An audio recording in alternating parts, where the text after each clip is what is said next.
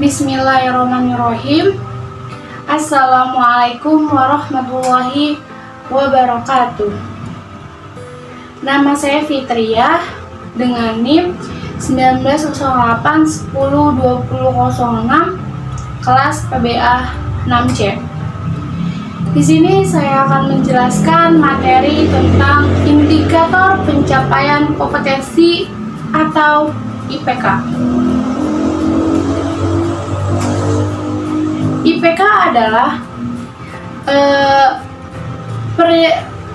perilaku yang dapat diukur dan atau diobservasi untuk menunjukkan ketercapaian kompetensi dasar tertentu yang menjadi acuan penilaian dan mata pelajaran.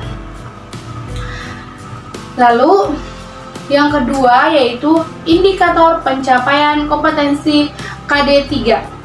3.9 yaitu memahami fungsi sosial, struktur teks, dan unsur kebahasaan, bunyi kata, dan makna dari teks yang berkaitan dengan tema al-hiwayah yang melibatkan tindak tutur mengemukakan pendapat dengan memperhatikan bentuk, makna, dan fungsi dari susunan gramatikal atau al-iwad istifham.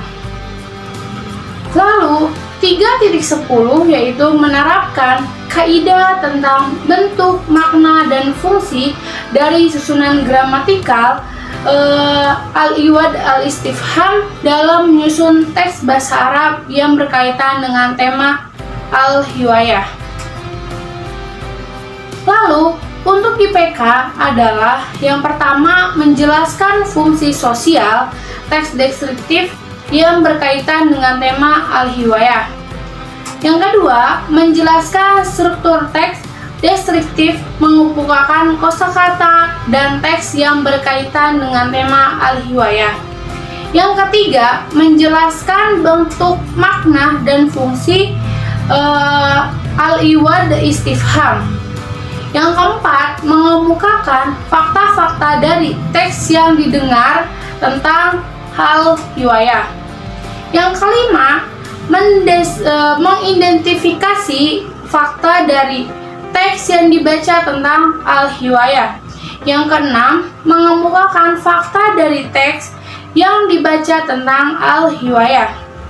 Yang ketujuh, yaitu melengkapi kalimat dengan kata yang sesuai. Yang kedelapan, menggabungkan kalimat dengan gambaran yang tersedia. Yang ke-9, menjelaskan bentuk-bentuk tindak tutur tentang mengemukakan pendapat menggunakan al-iwad istifham dalam suatu kalimat tertentu. Indikator pencapaian kompetensi KD4 yang pertama 4.9 mendemonstrasikan tindak tutur dan yang melibatkan tindak tutur mengucapkan selamat dan meresponnya dengan memperhatikan bentuk, makna, dan fungsi dari susunan gramatikal tersebut atau al-iwad istifham baik secara lisan maupun tulisan. 4.10 menyusun teks bahasa Arab yang berkaitan dengan tema al-hiwayah, memperhatikan bentuk, makna, dan fungsi dari susunan gramatikal baik secara lisan maupun secara tulisan. Lalu untuk IPK-nya adalah mengulang bunyi kosakata yang diungkapkan dalam teks tentang al-hiwayah.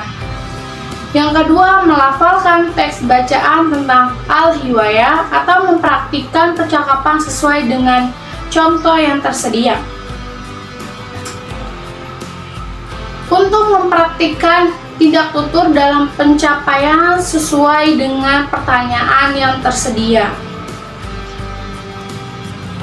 Memperhatikan teks lisan secara mandiri tentang al-hiwayah.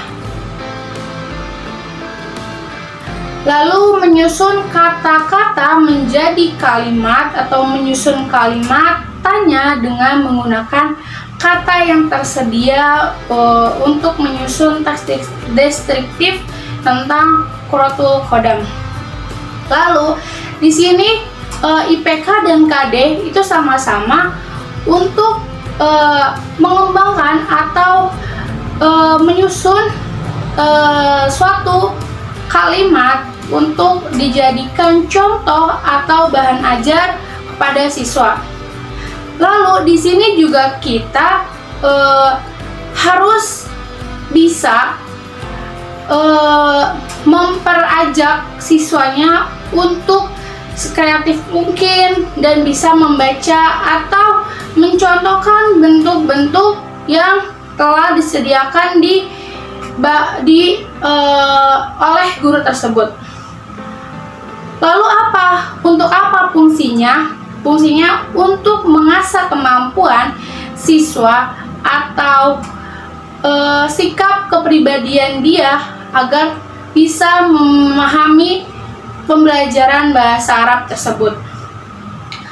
Lalu, kenapa kita harus mencontohkan dari murid percakapan? Karena biar terbiasa untuk mengucapkan secara lisan, bukan hanya untuk tulisan aja, secara lisan pun mereka harus bisa gitu. Sekian yang bisa sampaikan, kurangnya mohon maaf. Wassalamualaikum warahmatullahi wabarakatuh. Dadah, sampai ketemu di video selanjutnya.